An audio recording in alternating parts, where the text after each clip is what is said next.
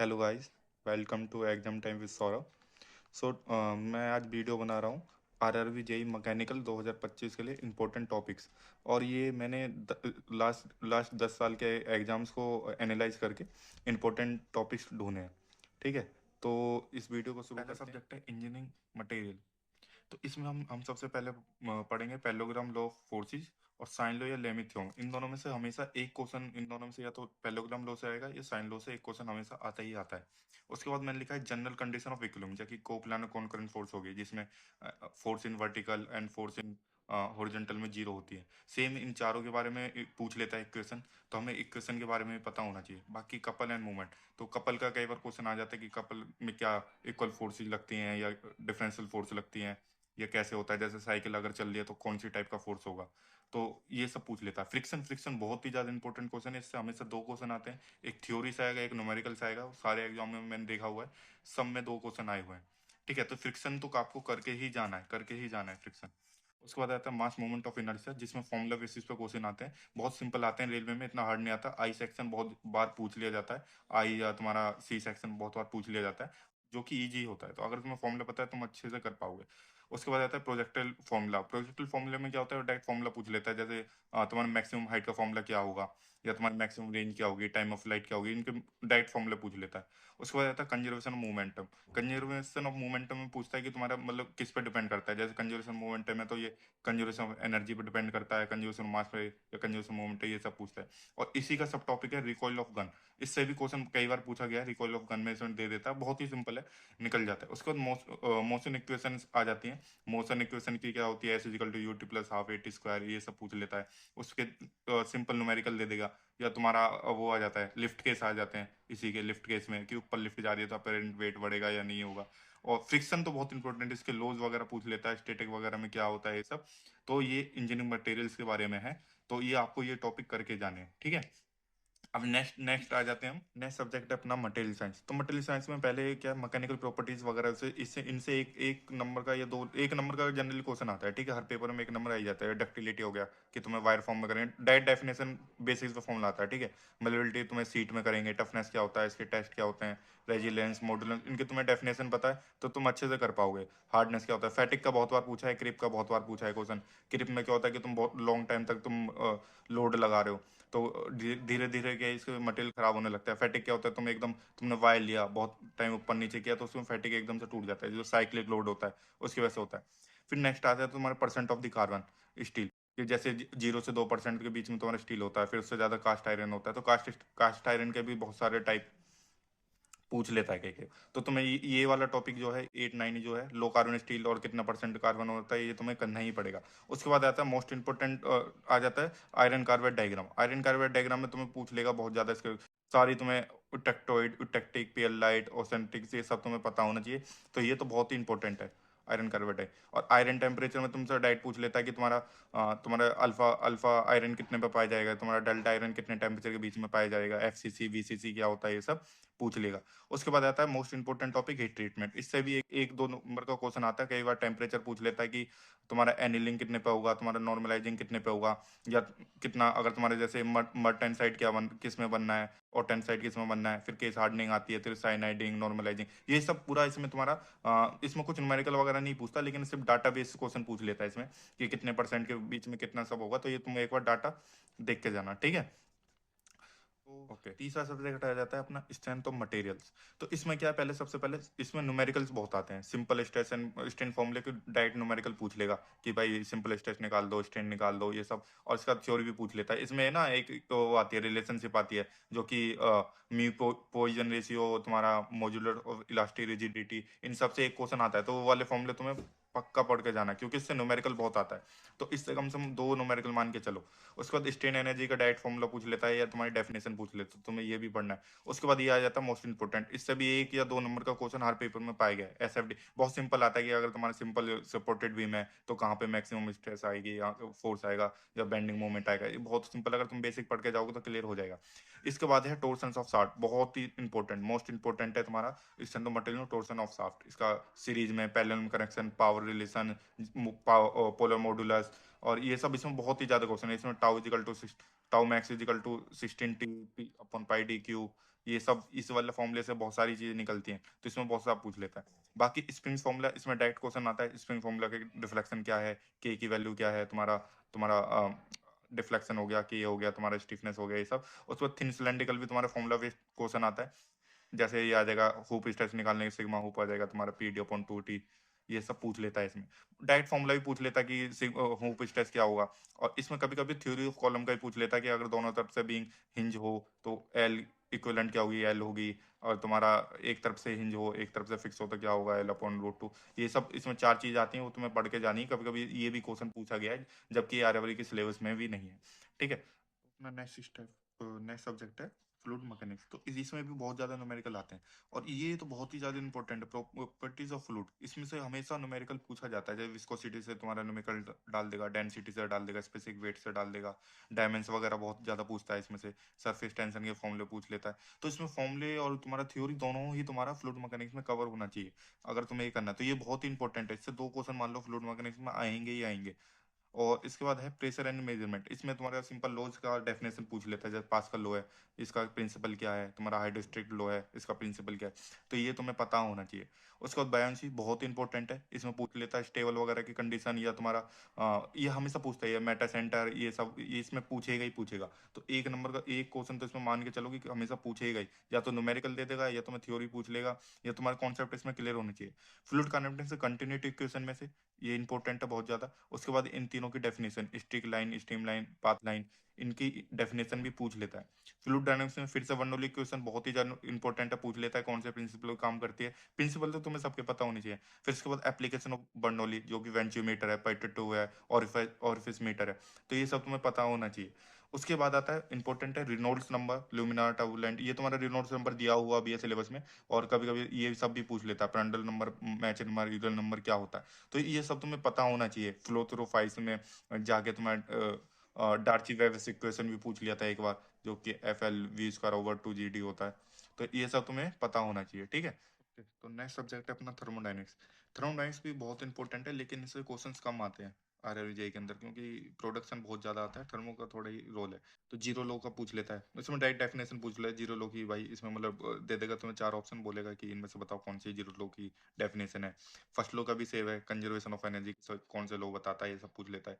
फिर ideal gas के laws पूछ लेता है कभी कभी, कि बॉयल्स लॉ में क्या कांस्टेंट रहता है, क्या डायरेक्टली प्रोपोर्शनल रहता है, चार्ल्स लॉ में क्या हो गया, ये सब।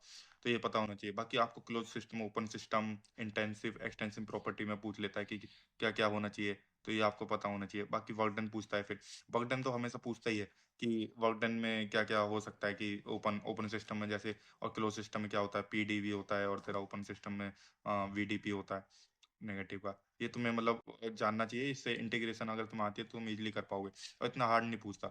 बाकी फिर सेकंड लो से इंपॉर्टेंट चीज आ जाती है, जैसे एंट्रोपिक क्वेश्चन निकलते हैं, कैल्विन प्लैंक की स्टेटमेंट निकलती है कि भाई हाई टेम्परेचर से लोअर टेम्परेचर जाता है, जिससे कि तुम्हारा हीट जनरेटिंग वो बनता है, इंजन बनता है। और इसी का अपोजिट देता है क्लोसिस स्टेटमेंट, की लोअर से हाईए पर जाने पे हमें वर्क देना पड़ेगा। तो इसमें क्या बोलता है, रिवर्स इंजन, जिसके ऊपर हमारा आरएसी बनता है, फ्रिज बनता है, एसी बनता है। ये सब क्लोसिस स्टेटमेंट की बदौलत है।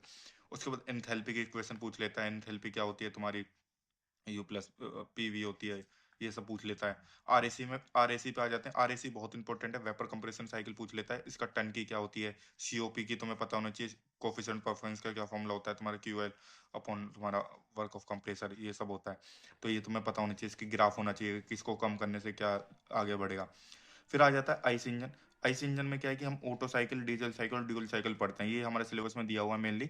और इसके ग्राफ्स में कंपैरिजन करते हैं, जैसे अगर सेम कंप्रेशन रेशियो है तो ऑटो साइकिल हमारा ज़्यादा वर्क करेगा डीजल साइकिल से, और अगर तुम्हारा हीट और टेम्परेचर इनपुट ज़्यादा है तो डीजल करेगा ऑटो से ज़्यादा। तो ये तुम्हें कंपैरिजन पता होना चाहिए, ग्राफ्स पता होना चाहिए। फिर टू स्ट्रोक, फोर स्ट्रोक में आ जाता है कि भाई कौन सा पावरफुल है, एफिशिएंसी किसकी ज़्यादा है, नॉकिंग किस में होगी। और फिर आईसी इंजन की कुछ एफिशिएंसी है, वॉल्यूमेट्रिक एफिशिएंसी है तुम्हारा, और तुम्हारा थर्मल एफिशिएंसी है तुम्हारा। और फिर इसमें आ जाता है ब्रेक पावर क्या होता है, ब्रेक पावर क्या होता है तुम्हारा, इंडिकेटेड पावर क्या होता है। इंडिकेटेड पावर वही होता है कि जो तुम्हारा ये कंप्रेशन का वो सिलेंडर रहता है, उसके अंदर जो पावर होती है इंडिकेट पावर होती है। अब ब्रेक पावर क्या होती है, जो तुम्हारे साफ्ट पे जाती है। क्रैंक शाफ्ट पे जाती है, उसे ब्रेक पावर बोलते हैं। और एक और होती है फ्रिक्शन पावर। तो फ्रिक्शन पावर जो लॉस हो जाती है, तो इंडिकेटेड पावर होती है, तो brake power plus friction power. तो इस तरह के जनरली क्वेश्चन पूछ लेता है, बहुत बेसिक बेसिक मैकेनिकल एफिशिएंसी क्या होती है तुम्हारी, ब्रेक पावर ऊपर इंडिकेटेड पावर होती है, तो इससे तुम्हारा न्यूमेरिकल दे देगा छोटा सा, या कंप्रेशन रेशियो दे देगा, तुम्हारा वॉल्यूम ऑफ स्टॉक पूछ लेगा, वॉल्यूम कंप्रेशन। तो इसमें भी तुम्हारा एफिशिएंसी और तुम्हारा ग्राफ बहुत ही ज्यादा इंपॉर्टेंट है, ये तुम्हें पता होना चाहिए, ठीक है। तो अपना नेक्स्ट सब्जेक्ट है मशीनिंग एंड मेटल कटिंग। अब प्रोडक्शन शुरू हो जाता है। प्रोडक्शन में बहुत ही ज्यादा इंपॉर्टेंट है तुम्हारे आरआरबीजेई के लिए, प्रोडक्शन से कम 38 से 40 क्वेश्चन आते हैं। प्रोडक्शन से 38 से 40 क्वेश्चन, समझ लो, 38 से 40 क्वेश्चन। तो मेटल इसमें 10 क्वेश्चन, 10 नंबर का आएगा, मान लो एक तरह से। तो इसमें कभी कभी पूछ लेता है डक्टाइल मटेरियल और ब्रिटल मटेरियल के कंपैरिजन पूछ लेता है कि डक्टाइल मटेरियल तुम्हारे शियर स्ट्रेंथ में वीक होते हैं, ब्रिटल मटेरियल मजबूत होते हैं। ब्रिटल मटेरियल का बहुत फेमस एग्जाम है कास्ट आयरन। ये कई बार पूछा हुआ है रेलवे एग्जाम में, मैंने 2-3 एग्जामों में देखा जहाँ पे पूछा है कि तुम्हारा कास्ट आयरन कौन सा हुआ है, डक्टाइल है ब्रिटल, बट ब्रिटल है। फिर इसमें कभी कभी चिप थिकनेस रेशियो पूछ लेता है, R/T1/T2 पढ़ा होगा आपने, ये फॉर्मूले आपको पता होना चाहिए। मेटल कटिंग है, ये सिलेबस में नहीं है लेकिन इनसे कभी कभी पूछ लेता है, तो आपको ये पता होना चाहिए। कंटिन्यूस एंड डिसकंटिन्यूस चिप कब बनती है, कंटिन्यूस कब बनेगी, जब तुम्हारी स्पीड ज़्यादा होगी, डेप्थ ऑफ कब कम होगा, फीड कम होगी। और डिसकंटिन्यूस इसका अपोजिट होता है। एक होती है तुम्हारी बुल्टअप एज चिप, ये कब बनती है। तो ये सब तुम्हें आपको अच्छे से पता होना चाहिए, ये तुम्हारा सिलेबस में नहीं है लेकिन ये हमेशा पूछ लेता है कभी भी। टूल लाइफ इक्वेशन पूछ लेता है, VTN=C, इसका ग्राफ होता है, एक लॉग का होता है सीधा, और एक ये रहता है। तो तुम्हें ये पता होना चाहिए, ठीक है। बाकी है वर्किंग प्रिंसिपल और लेते, अब यहाँ से बहुत इंपॉर्टेंट चला जाता है, ये तो इंपॉर्टेंट है, इससे कम से कम 2 से 3 क्वेश्चन तो मान के चलो, कभी कभी 4 भी दे देता है। कि ये पूछ लेता है कि कितना इनके बीच में हेड स्टॉक और टेल स्टॉक में क्या होगा, कैरियज में क्या क्या होता है, सैडल एप्रोन, ये सब इनके बारे में पूछ लेता है, ठीक है। उसके बाद आता है इसके लेथे के ऑपरेशन शुरू हो जाते हैं, टर्निंग क्या होता है, फेसिंग क्या होता है, इनका टाइम पूछ लेता है, टाइम में जल्दी से ये होता है लेंथ ओवर FN। एफ होता है तुम्हारा फीड होता है, एन होता है। इसमें एक एक क्वेश्चन और बहुत पूछता है इसमें, V=πdn, ठीक है। डी इसमें मीटर में होता है और ये तुम्हारा उसमें रिवॉल्यूशन पर सेकंड में होता है।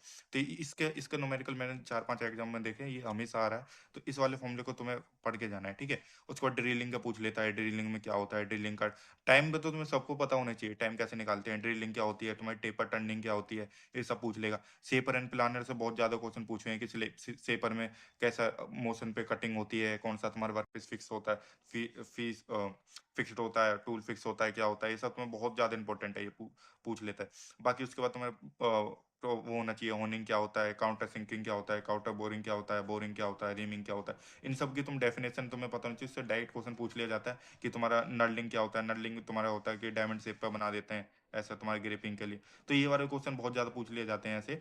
तो तुम्हें ये डायरेक्टली मतलब पता होना चाहिए थोड़ा।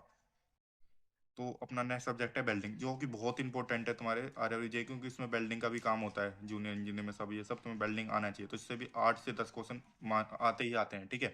जितने भी मैंने सारे एग्जाम देखे हैं तुम्हारे कोर के। तो फ्यूजन वेल्डिंग बहुत इंपॉर्टेंट है, इसमें पूछ लेता है ऑटोनेजियस वेल्डिंग, हाइड्रोजेनियस वेल्डिंग क्या होती है। उसमें बहुत आर्क वेल्डिंग के पूरा तुम्हें डिटेल में पढ़ना है, आर्क वेल्डिंग MIG में पढ़ना है तुम्हें। टंगस्टन टंगस्टन इनर्ट गैस इसमें क्या होता है, इलेक्ट्रोड क्या होता है, इसमें इलेक्ट्रोड क्या होता है। MEG में तुम्हारा CO2 की तुम्हारी रहती है, सिल्ड गैसेज रहती है। समझदार वेल्डिंग क्या होता है, तुम्हें जितनी भी थर्मिट वेल्डिंग, ऑक्सीलेटर वेल्डिंग, ये इंपॉर्टेंट है। इनमें से तो क्वेश्चन आता ही आता है, आता ही आता है। उसके बाद तुम्हारा सोल्डरिंग हो गया, सोल्डरिंग तुम्हें पढ़ना है। उसके बाद तुम्हारा ब्रेजिंग हो गया, ब्रेजिंग तुम्हें पढ़ना है। सोल्डरिंग और ब्रेजिंग ये है जो ऊपर के हैं, ये सारे इंपॉर्टेंट टॉपिक है, इनसे मान के चलो कि 6 से 7 क्वेश्चन तो आएंगे ही आएंगे। उसके बाद है तुम्हारा सॉलिड स्टेट वेल्डिंग। इसमें क्या होता है कि तुम्हारा फ्रिक्शन क्या होता है, एक्सप्लोसिव वेल्डिंग क्या होता है। और इन दोनों का बेसिक पता होना चाहिए कि इसमें वैक्यूम होता है, इलेक्ट्रॉनिक बीम मशीनिंग में बेसिक होता है, ये लेजर बीम में क्या होता है, इन सब का तुम्हें बेसिक होना चाहिए। लेकिन तुम्हें फ्यूजन वेल्डिंग तो जितने भी तुम्हारी फ्यूजन वेल्डिंग के पार्ट है वो सब तुम्हें आने ही चाहिए।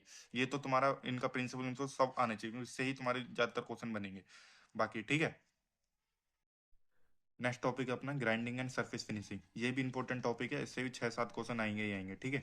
तो इसमें सबसे इंपॉर्टेंट है तुम्हारा ग्राइंडिंग व्हील की स्पेसिफिकेशन, कि एवरेसिव कौन कौन से होते हैं, CBN होता है तुम्हारा, डायमंड होता है, AL23 होते हैं। तो इन सब के बारे में तुम्हें पता होना चाहिए। एवरेसिव कौन सा होता है, ग्रेन साइज के कौन कौन सा होता है तुम्हारा, कोर्स ग्रेन पे कितना 10 से 24 होगा तुम्हारा, और तुम्हारा मीडियम होगा तुम्हारा 30 से 70, इस तरीके से इसमें पूछ लेता है, हार्डनेस पूछ लेता है कि तुम्हारा ए से एच तक कौन सा होगा, कौन सा व्हील, अगर तुम सॉफ्ट व्हील है तो कौन सा तुम मटेरियल के लिए यूज करोगे, अगर तुम्हारा hard material soft wheel use होगा, अगर सॉफ्ट मटेरियल तो हार्ड व्हील होगा। स्ट्रक्चर पूछ लेता है कि ओपन है क्लोज्ड है। तो ये, और बॉन्ड पूछ लेता है कि कौन कौन सा बॉन्ड है, और बॉन्ड का टाइप भी पूछ लेता है कि ई से किसको नोट करते हैं, बी से किसको नोट करते हैं हम, और तुम्हारा विट्रीफाइड वी से किसको डिनोट करते हैं। तो ये तो बहुत ही इंपॉर्टेंट है। इससे तो मान के चलो कि 2 क्वेश्चन पूछ ही लेता है, ये बहुत इंपॉर्टेंट है, इससे मान के चलो। ये ग्राइंडिंग व्हील स्पेसिफिकेशन तो तुम्हें रट जाना चाहिए, तुम्हारा हाथों पे होना चाहिए। उसके बाद सरफेस फिनिशिंग टूल्स में आ जाते हैं, जैसे बर्निशिंग क्या होता है, बफरिंग क्या होता है, लैपिंग क्या होता है, हनिंग क्या होता है, ये सब भी पूछ लेता है। ठीक है। और उसके बाद आता है पेंट कॉम्बिनेशन, इमल्सन हो गया, बिटमनेस हो गया, गिलास मिलाएंगे तो क्या होगा, ऑयल मिला देंगे वाटर में तो क्या बन जाएगा, पेंट में क्या होता है। ये सब तुम्हें बेसिक, अगर तुम इसको एक बार देख लोगे तो ये भी तुम्हारा हो जाएगा। लेकिन ग्राइंडिंग में सबसे इंपॉर्टेंट है तुम्हारा ये पार्ट, ग्राइंडिंग व्हील स्पेसिफिकेशन, ये तो तुम्हें करके ही जाना है। ठीक है। अपना नेक्स्ट नेक्स्ट टॉपिक आ जाता है मेट्रोलॉजी। मेट्रोलॉजी में हमें हमें सबसे पहले पढ़ना है फिट्स। फिट्स तो तुम्हें पढ़ना ही पड़ेगा, क्लियरेंस ये तुम्हारे सिलेबस में नहीं है, लेकिन आपको पहले देखना पड़ेगा इन क्लियरेंस फिट क्या होती है, कि तुम्हारा होल वाला जो है और तुम्हारा साफ्ट है, ये तेरी छोटी रहती है। ट्रांजिशन में इसका उल्टा हो जाता है, तुम्हारा होल छोटा हो जाता है और साफ्ट बड़ी हो जाती है। ठीक है। और तुम्हारा ट्रांजिशन फिट में तुम्हारा सेम रहता है। ठीक है। सॉरी, इंटरफेरेंस में ये होता है, मैंने गलत बोल दिया। ठीक है। उसके बाद होल एंड साफ्ट रेसी सिस्टम से कभी कभी क्वेश्चन पूछ लेता है। ये तुम्हारा हो गया। उसके बाद तुम्हारे जो शुरू होते हैं, स्लिप गोज क्या होता है, वन नेल कैलिपर क्या होता है, इसका लीस्ट काउंट क्या होता है, इसमें तुम्हारा इसका डायमेंशन क्या होता है, स्लिप गोज का डायमेंशन कितना होता है, 10 × 30 mm, ये सब पूछ लेता है, किस लिए यूज किया जाता है।